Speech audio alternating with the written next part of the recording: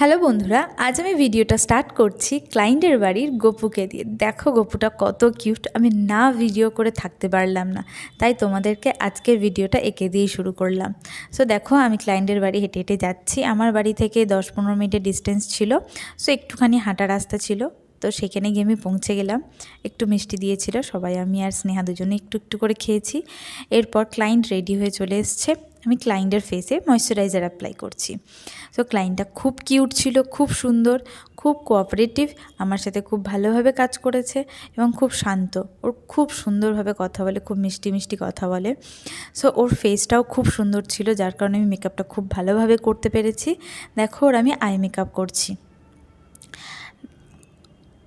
So ওর eye makeup করতে করতে আমি তার আগে বেস মেকআপ করে নিয়েছিলাম।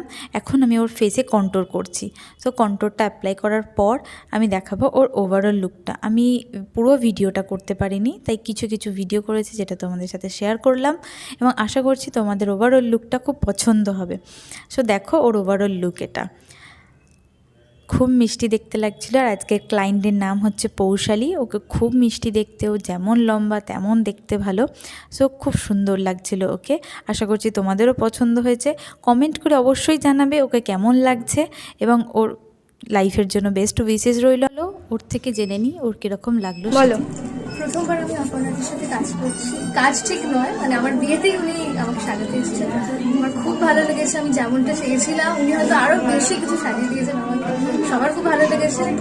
আর ওনার কাছে আমি এর পরেও বারবার করবো যতবারই আমার কোনো অকেশন থাকে। Thank you.